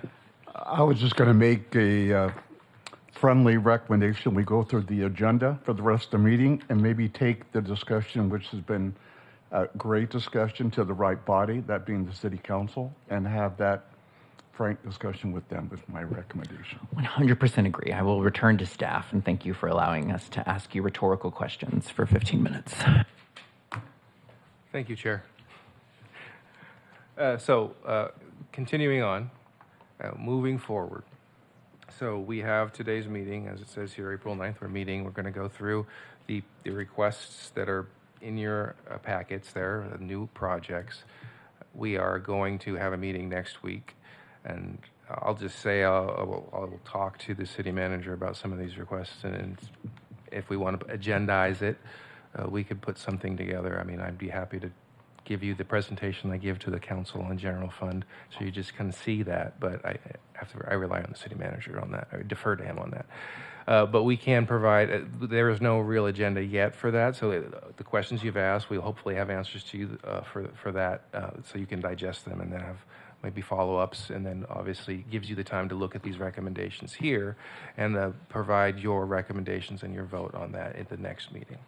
After that, I mean, you say not in here, we actually have, as part of the budget process, we've added April. In April, there are currently 5 meetings scheduled, meeting in the different wards, meeting with the public, providing them the opportunity to hear our current budget plan and also provide feedback. So those have been scheduled. First one is tonight, and then a couple next week, and then through the end of the month, we will be able to have that public feedback that will also be disseminated to the council. In addition, we have 2 committee meetings, or council meetings, I should say, for budget workshops. Departments will present their budget requests to council in May, and then the council will deliberate. They will look at their recommendations, have some limited adjustments available to them. They will make decisions on CIP projects, specifically those that are listed here for the PSVS, as well as our general fund capital outlay fund. So they make those final decisions as well as we move towards June. And then ultimately a balanced budget will be presented to council at the end of the last meeting in June for approval, and then obviously to be effective at the start of the next fiscal year. With that, I am available for questions, and then if not, I'll pass it over to Assistant City Manager Holland. We have a question from Committee Member Garcia. Sure. Yeah, thank you for the presentation. I know you mentioned some public workshops with residents. How is that feedback taken into account and kind of reflected in the budget? I know I'm hearing from committee members some maybe feelings that feedback here isn't taken. Do residents feel that way as well, or are they feeling like their feedback is being taken and implemented? For sure. This is the first foray into this process. So what we actually will have some feedback questions, and I anticipate that those responses will then be sent and reported to council at some point during the May or June meeting, so they can understand where the public was. And actually, each council member is actually going to attend those as well. So they will actually hear that feedback directly and understand. They can take it to council. They can put recommendations for it as well. But we will likely put together a report based on those feedback poll that we're providing, and that will give them an idea where the public is really, the direction. Not to reopen a sore subject, but could we maybe poll the citizenry about their feelings about traffic calming measures? This panel has not been calm. Okay. So, let's Mr. Avery's point. Let's not get sidetracked. But I think Committee Member Reed, and then did you have something? Okay. Just a quick question. Where can we find the dates of those committee member? Could we have the clerk send not those committee, out to the community Yeah. meetings that you're referring to that you said one is tonight, and I heard those referenced yesterday in the city council meetings, and I was kind of like, oh, that would be great to know when those are going to be. And so to hear that the first one is tonight is a little, We'll have just a little shocking. We'll but have our city clerk send you the list that we have currently. They're ward by ward. We have 5 wards that have dates set. So Which we'll send ward is tonight? Ward 1. Oh, okay. Well, there you go. You're up. Ward 1. It's Golden. South High School. No, it's at Golden Valley. Golden Valley. Okay. Golden Valley. 5:30. So They're glad on my you didn't- calendar. I'm so I know glad you that. didn't say 4. I'm so glad you didn't say 4. you want to share your calendar with us? I mean, We will have Julie send you those dates. Yeah, and they're throughout the month of April currently. Good point. All right. Oh, Yeah. How are these being advertised to residents? I know social media maybe is one, but Yeah. is there another form that we're encouraging turnout to these meetings? And could we also potentially get some information on how many folks do attend these meetings and provide feedback as well? We'll definitely get that out to you in terms of the method and the how many people attend. We can let you know. Yeah. So I'm going to quickly go through the 5 projects that are in front of you. I know that there's many more. I think there's in total like 12 projects. So the other 7 projects I will identify as we're putting them kind of on the menu is what we're calling it. And part of the reason that we have this bifurcated into what are full recommendations and what are these optional projects that I'll refer to, or menu projects, is because based on some of this feedback we're going to get throughout this process, council may decide to swap. Last night, as you mentioned, Ms. Reed, that there was some discussion about the top 5 projects that staff's recommending of using PSVS funds, and then there were the other 7 or so projects that were in that other bucket of optional projects that the council may either bump up into the category of full recommendation or not. And so before I talk about it, I'll say this is a recommended project, or this is a menu type project. So this is a recommended project. This is our radio tower generator project. So this is the radio tower is a very large project. It's a project we're working with the county hand in hand. They have a very large contract. We also do too. This is a project that kind of came out of some of the assessment that was done in the first few years. All of the radios have been deployed. The towers are being built. This was an ancillary type project of a generator and a fuel tank. That's over actually in our BPD headquarters that needs to be upgraded. So that's what consists of this $738,000 project. This is also a recommended project. This is a $3 million grant match for MLK Park, and we've had MLK Park in front of this committee in years past. We have applied for several grants. In fact, we have a list of about 6 to 7 grants that are on our list of either what we have applied for and what we're seeking to apply for. This helps us in that matching category. A lot of times it's a 3-to-1 match, so we've got to put up at least 20-30% of the funds, and then we can get 70% of the funds for those grants. This puts more money into that matching category. It's a very large project. Obviously, the MLK Reimagined project of not only doing a very large community center, but 10 acres of park. The focus right now is just to do the first phase, which is not the community center, just the 10 acres of the park, and get the park refreshed. That's about a $23 million project. We have an $11.9 million grant. We need some match in that bucket, so this $3 million fills up that match. We have about $8 million set aside, so it gets us to that $23 million number that we're trying to shoot for. These 2 are not in our. Committee Member Matlin had a yes. question. Sorry. Yeah. Well, this has been, how much money's already been spent? Because I know there was fencing and then bathrooms and I'm gonna pull the parachute and ask Oh, for gosh, our former Parks Director, Assistant City Manager Well, I mean, Anthony. we've done a lot. So there has been a number of things expended currently. A lot of it's And is been it taking away from other parks? a lot of it's been pre-work, like design work, outreach work, some of the planning work that has been done. A lot of the money actually has been from ARPA funds, federal funds. So it's not PSVS funds, it's not general funds.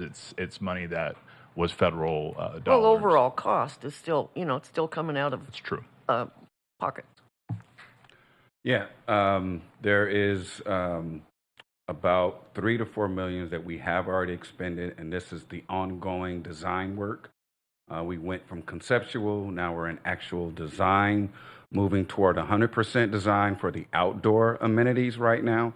I think we've encumbered around 8 million, which does include, as Gary mentioned, ARPA funds. That's with no construction or anything? Not construction, just the design. Oh my God, whose crayons are you using? That's just a lot. I mean, maybe I have no concept of. It is a large project. When you look at the community center itself, which includes an aquatic center, event space, amphitheater, it is a legacy project for the city that we've worked on for about 5 years But already. these are just plans, $11 million for plans. These are designs, yes. Oh, design. Yes. Oh. It's also construction drawings too, because Yeah, we're trying, that's what we're I trying mean. to get We're it getting to shovel construction. ready. Right. Yeah. We had a master plan for the conceptual phase. We've hired a construction management company, Griffin Structures, and now we're moving into the actual building documents, at least for the outdoor. The community center is still in design phase. I will say Wow. that is, from my perspective, a relatively low cost for design It is. for we're in the master plan business, and so I can tell you that, in the private sector, to design a community center at that level, to get to construction costs would be significantly more than $3 million. Yeah. I got schooled. Yeah. Okay.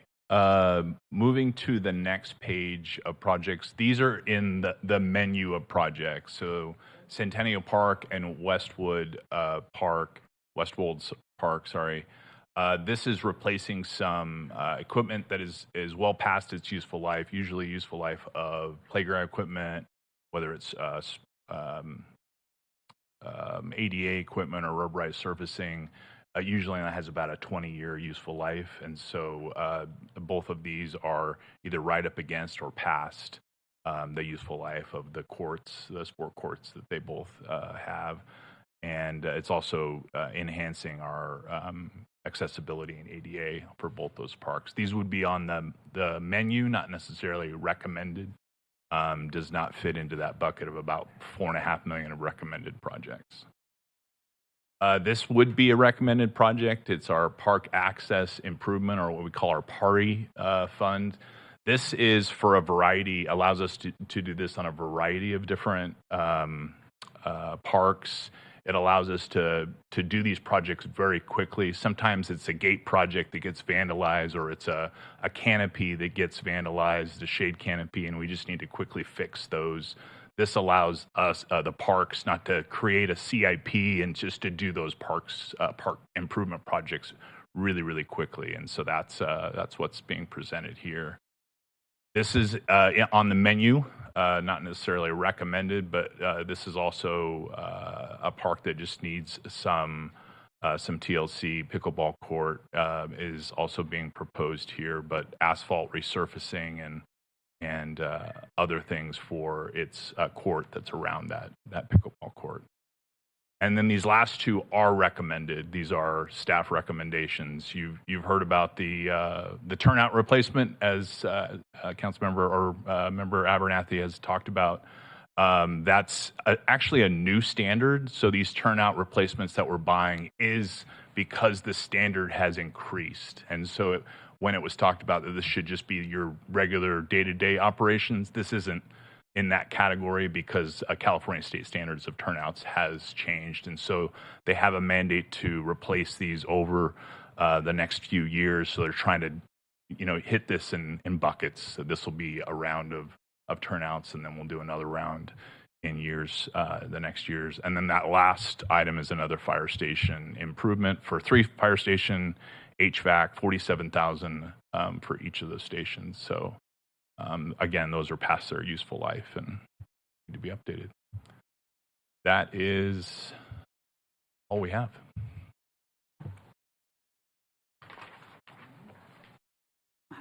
Yes, Committee Member Abernathy. I bring this up all the time, but I noticed you at least 3-4 times here, you say that things like parks and recreation and these things are support the following PSVS priorities and enhancing amenities, blah, blah, blah, blah. As a person who works on trying to get a voter to understand that the best we can do with a proposition is what's actually on the ballot that they read, and the words on the ballot never said any of that. 75% of the words on the ballot was cops and safety and fire, and it wasn't about basketball and swimming pools.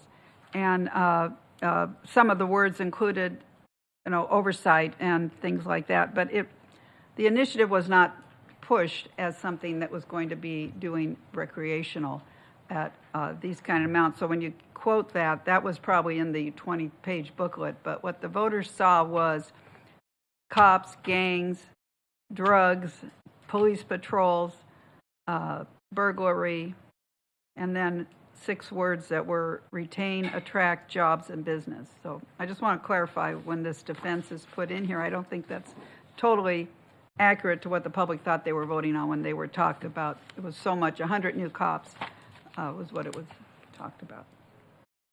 Thank you.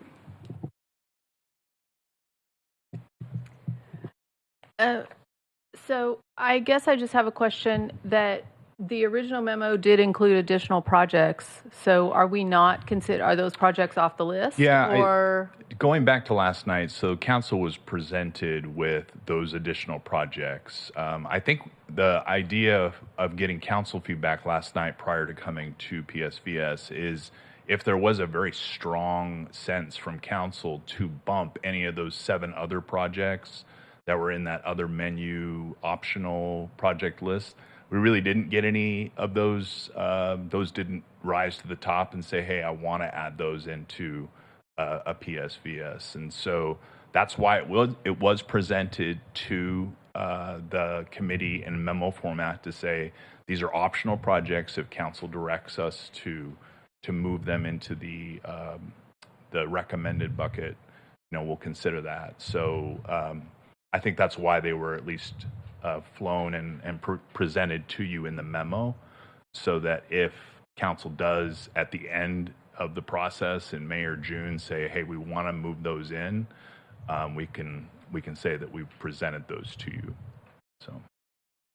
So when we vote on projects next week, we're not going to consider those projects. Is that what I'm hearing? And I mean, I just want to be clear that we're not considering those additional projects. I'll need to consult with City Manager Clegg to find out if he does want to.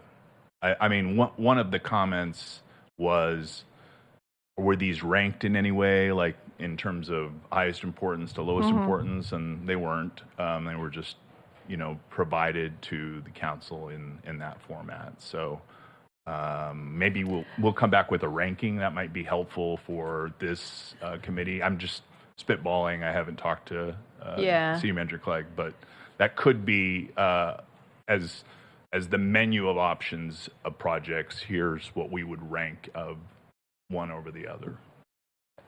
So go ahead, Committee Member Avery. Sorry. I would suggest we get some clarity before our next meeting, and hopefully soon, because don't we have another meeting in a week? And most of us have other things Other we jobs. do. Yeah. So hopefully get some clarity and some direction from city council, city manager. I don't know where that clarity comes from, but For our purposes today, I think it'll come from the city manager's office for our next meeting. And as we're considering these, and again, I hate to throw this into the the mix, and I if others want to chime in, feel free. But I think you heard from Vice Chair Campbell. Sorry to elevate you. That there is a concern. I share it with a direct allocation to the general fund. And with us being asked to do that, and not necessarily my concern to the vice chair's point is not on the front end. It is our sole role is to say that the funds were spent in accordance with the measure. And if we're just writing a check to the general fund, it is hard for us to, even when we have an audit report, like ideologically with a straight face, like defend it and say, yes, we can say that.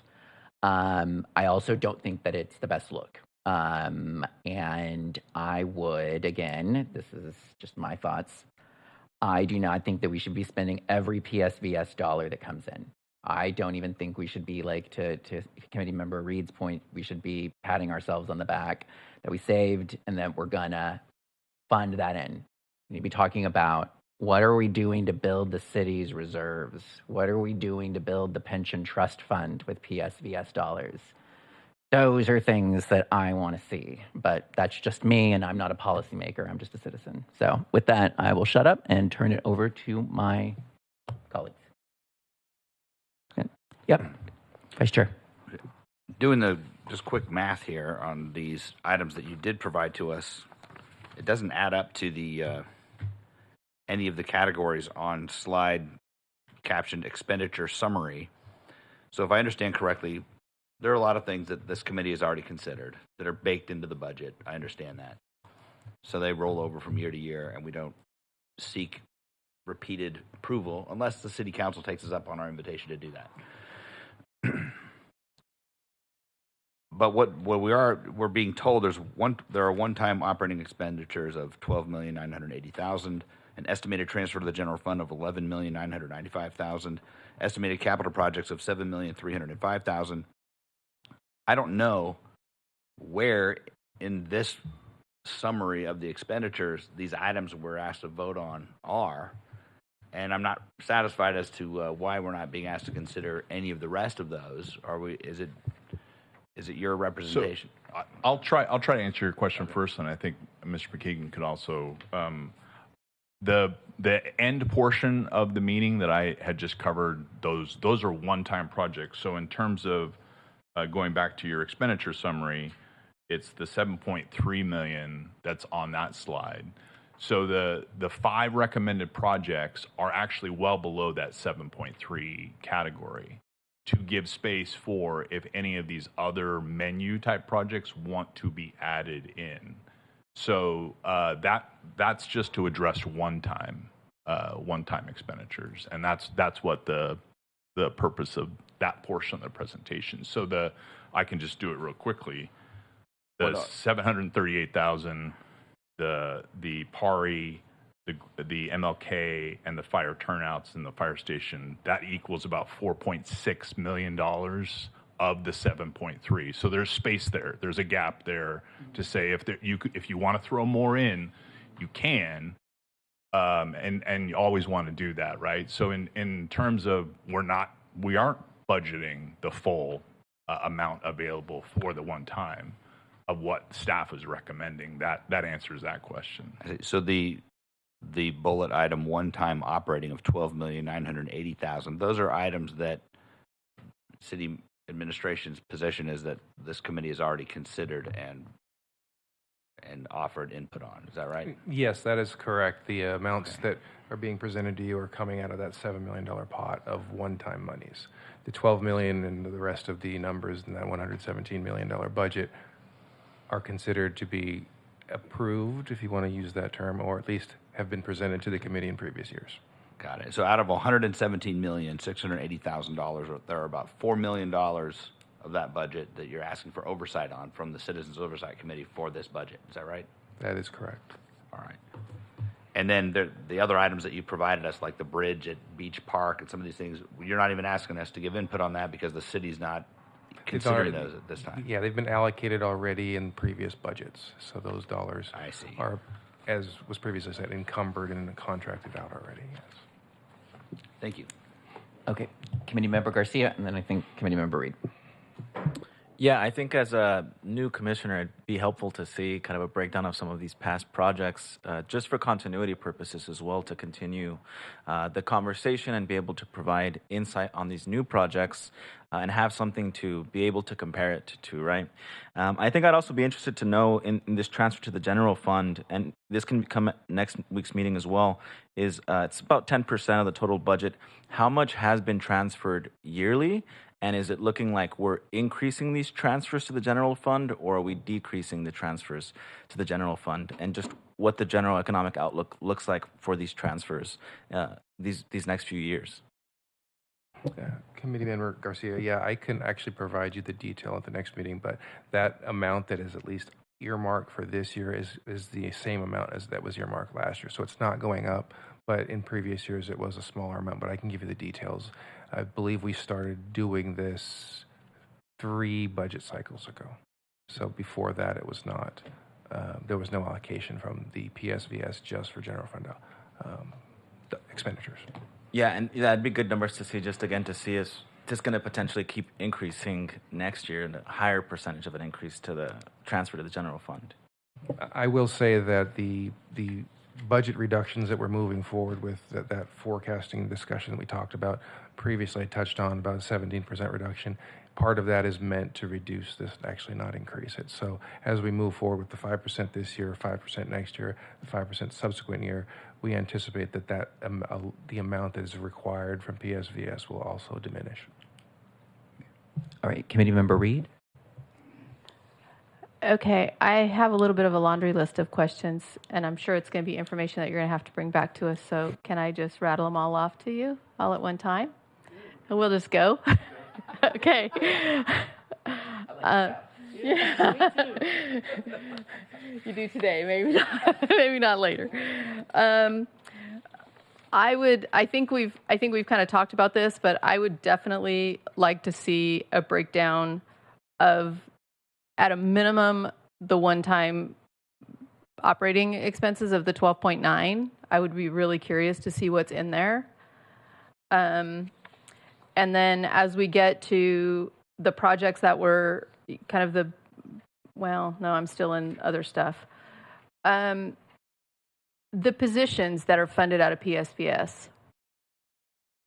The memo that we received said that there were 295 positions that are funded out of PSVS. I would be really curious to see, for the categories that are covered by PSVS, so I'm not talking the entire city employee population, I'm talking only those departments that would be considered eligible for PSVS funding for their employees. What percentage of their population is funded out of PSVS? Does that question make sense? Okay, because I'm curious as to when we start looking at percentage, where those people are and what departments they're in. And then I am a little bit curious, similar to Committee Member Garcia, curious on the contribution to the general fund. And then on the project specifically, the firefighter turnout replacement. I understand saying that the standards have changed, and so it's prompting, what I understand is that it's prompting early replacement. So I'm curious as to what percentage are we having to replace early versus what is just normal replacement, and what percentage of the total turnout, inventory does that equate to?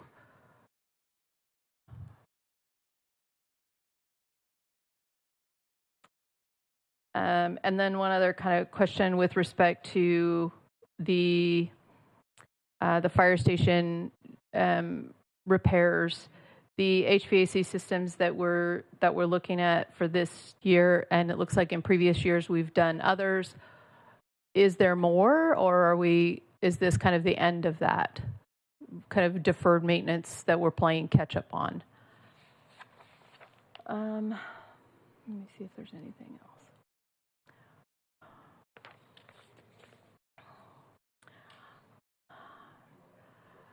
I think that's about all that comes to mind right now.